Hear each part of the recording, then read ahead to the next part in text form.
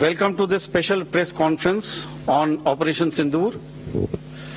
We will begin with opening statements by the three senior officers to my right here, who have been directly overseeing operations during Operation Sindoor. We have Lieutenant General Rajiv Ghai, Director General Military Operations, who will cover the aspects related to land domain. Air Marshal A.K. Bharti, to his right, Director General Air Operations, will provide insights on the air domain. And to my right is Vice Admiral A.N. Pramod, Director General Naval Operations, who will cover aspects on maritime domain. Following their briefings, we will move on to the question answer session. I now request the DGMO to commence the opening brief. Thank you, Sandeep. A very good evening to all of you, ladies and gentlemen. You are all by now familiar with the brutality and the dastardly manner in which 26 innocent lives were prematurely terminated at Pahalgam on the 22nd of April. When you combine those horrific scenes and the pain of the families that the nation witnessed with numerous other recent terrorist strikes on our armed forces and defenseless civilians, we knew that the time had arrived to make yet another compelling statement of our resolve as a nation. Operation Sindoor was conceptualized with a clear military aim to punish the perpetrators and planners of terror and to destroy their terror infrastructure. What I do not state here, of course, is the often stated determination of India and its intolerance to terror. It set into motion a very diligent and microscopic scarring of the terror landscape across the borders and the identification of terror camps and training sites. The locations that emerged were numerous, but as we deliberated more, we realized that some of these terror hubs were now bereft of any presence and had preemptively been vacated, fearing retribution from us. There was also a term of reference and our own binding, self-imposed restriction to target only terrorists and thus prevent collateral damage. There were 9 camps that you are now all familiar with, which were confirmed by our various intelligence agencies to be inhabited.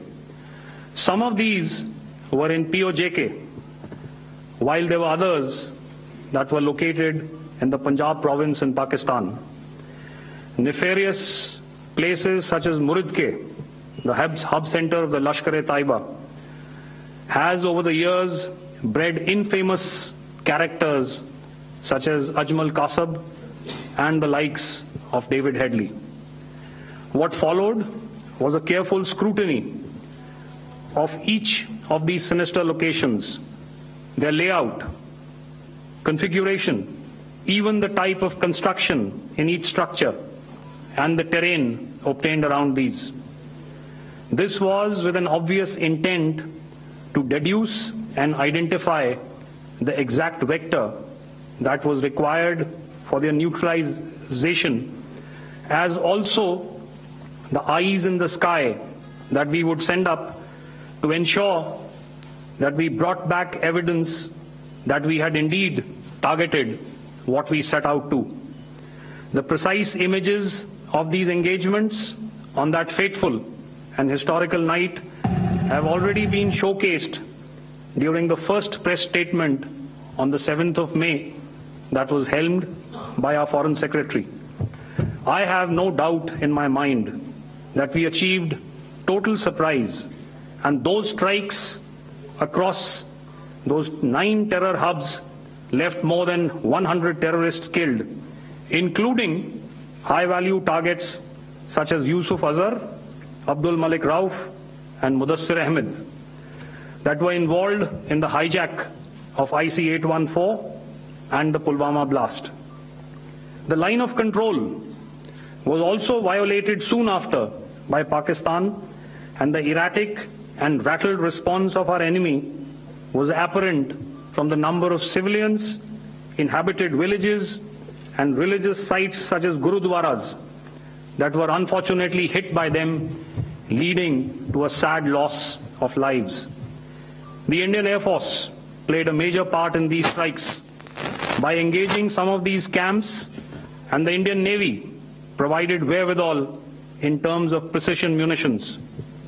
The Indian Air Force obviously had their assets up in the sky, and I will here request Air Marshal Bharti, the Director General of Air Operations, to detail for you the methodology that the men in blue adopted to successfully manifest this mission.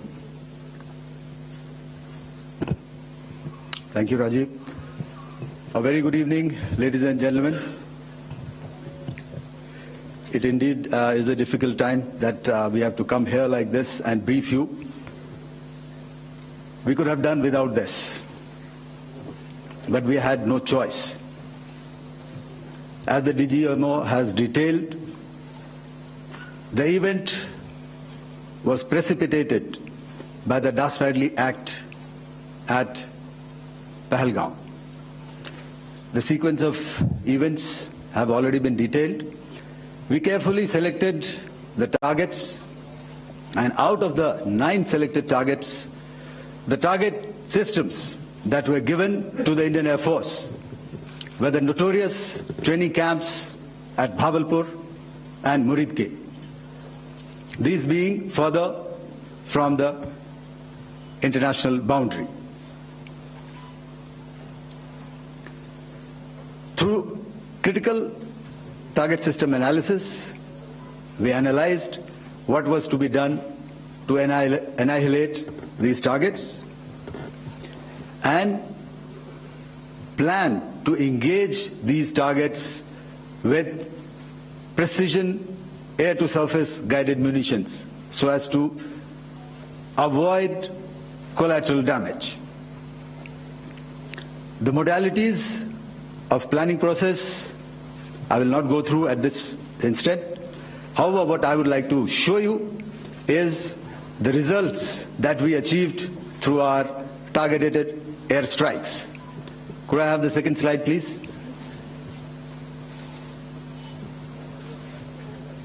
Yeah, change, please.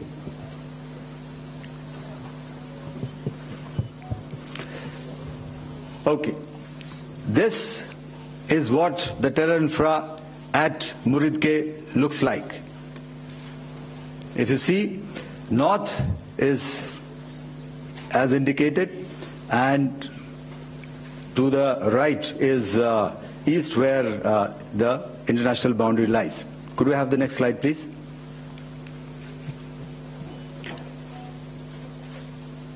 Orientating. Just go back to one slide. Okay. Please have a look at this red building, the series of buildings out here, and this empty ground. Next. If you relate, the empty ground is here, and you see this is the first weapon that is impacting. This is the impact point number 1 on Muridke training camp with our precision guided weapons on early morning 7th. Next, please. Keep your eyes glued for the second weapon coming in and the second impact on the selected target point. Next slide, please.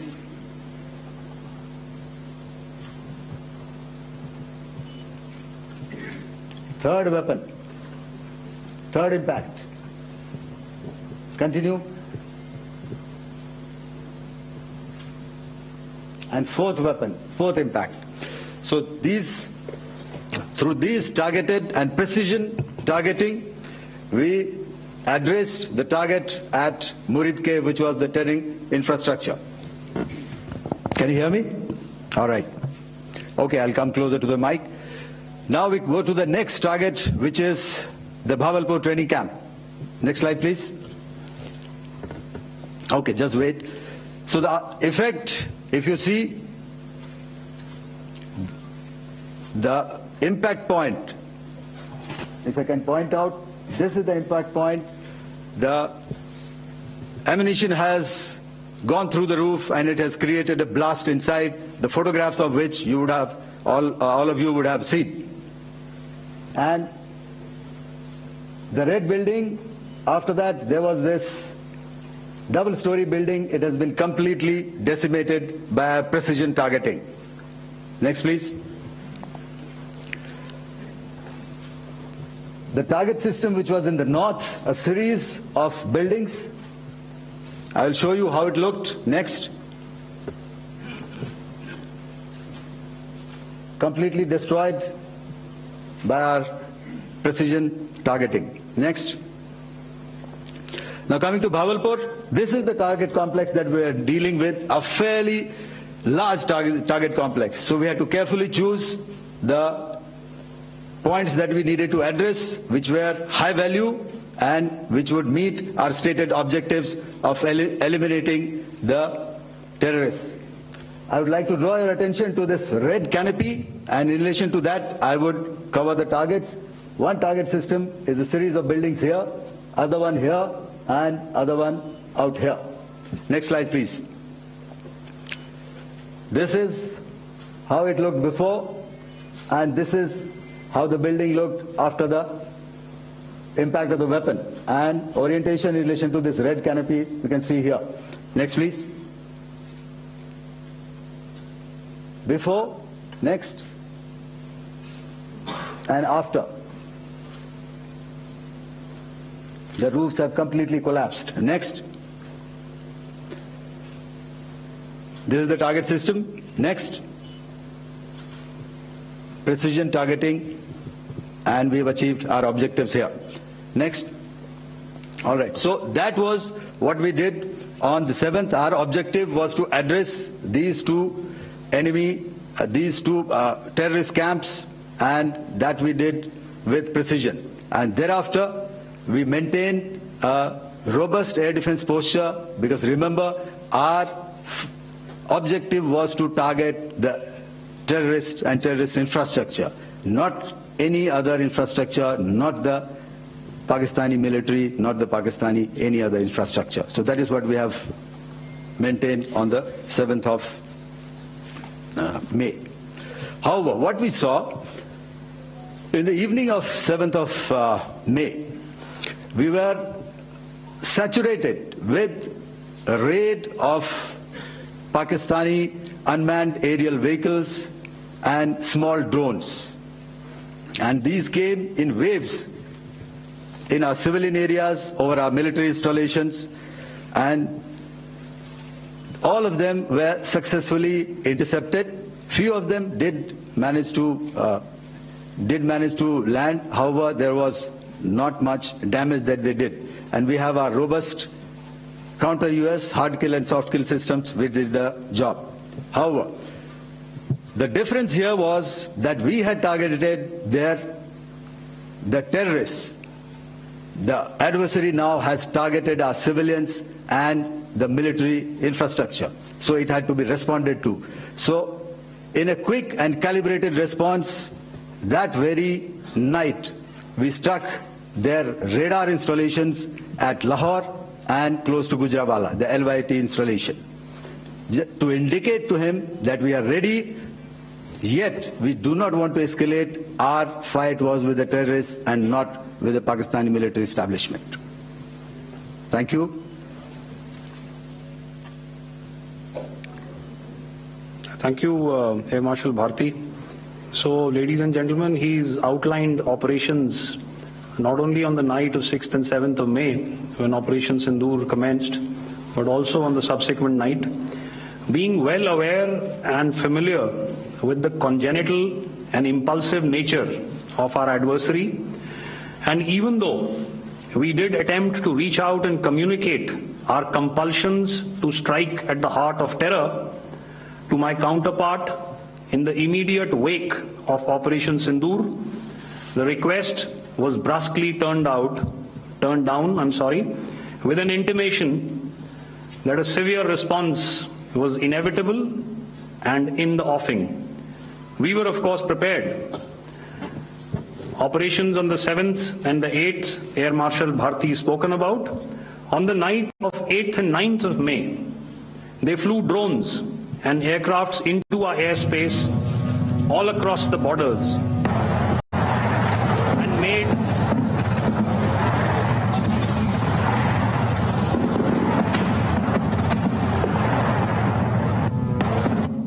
and made largely unsuccessful attempts to target numerous military infrastructure.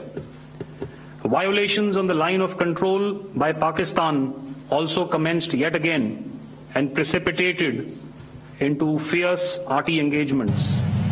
The air operations on the night of 8th and 9th of May, I'll yet again request the DG Air Operations to cover.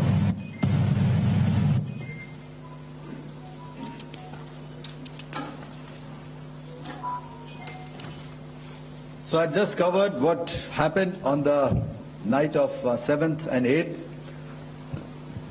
What we found that on the night of 8th and 9th, starting as early as 22:30 hours, our cities had a mass raid of drones, unmanned aerial vehicles, UCAVs, starting right from Srinagar, going down right up to Nalia. It was a mass raid in waves, and it was relentless.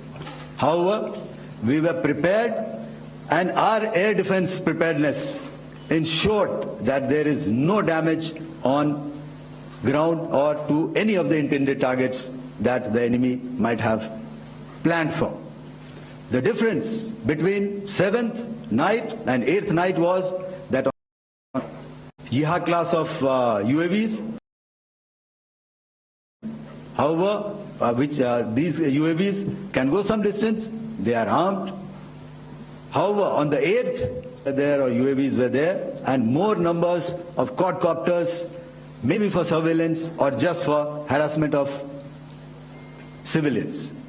This continued till midnight. Our air defense preparedness ensured that there was no damage on the ground, either to the military installations or to the civilians. However, the enemy had yet again shown that he wanted to up the ante and he wanted a fight, and we were up to the task.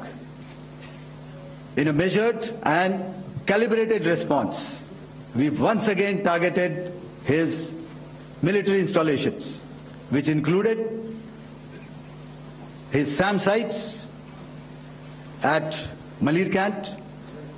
This also included his surveillance radar sites at Lahore and close to Gujranwala. These were suitably addressed. Attacks continued even till morning, which we countered. And bring out another aspect, what we found was that while the drone attacks were being launched from somewhere close to Lahore, enemy had allowed his civilian aircraft to also continue to fly out of Lahore.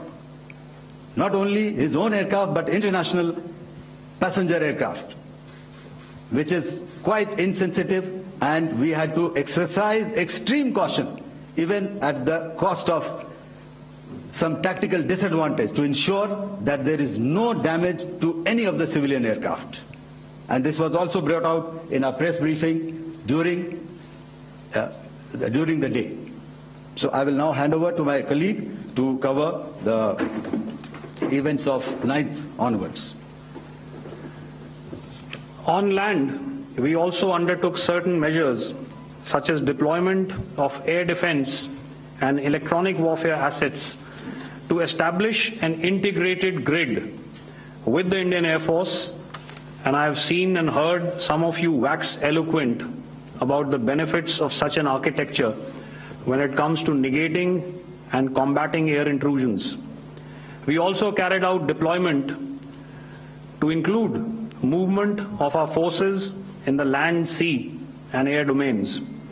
The night of the 9th and the 10th of May saw similar intrusions by drones and aircrafts, and this time there was a concerted effort to target airfields and some very, very important logistic installations, albeit yet again unsuccessful and denied gallantly and efficiently, I must say, by the integrated Indian Air Force and Indian Army Air Defence. We further strengthened our deployment and also initiated some pressure points to send a very clear and unambiguous message to the other side to desist from any misadventures on land. Some of the airfields and dumps saw repeated attacks in waves from the air. All were thwarted. The Pakistan Army has reported to have lost approximately 35 to 40 personnel in artillery and small arms firing on the line of control between the 7th and the 10th of May. What the other side had probably also not reckoned with was the speedy and precise turnaround and hit back by the Indian Air Force. And I will yet again ask Air Marshal Bharti to speak about these significant and game-changing strikes. I will thereafter request Vice Admiral Pramod, my colleague and Director General of Naval Operations, to tell us about some very telling naval maneuvers in the Arabian Sea.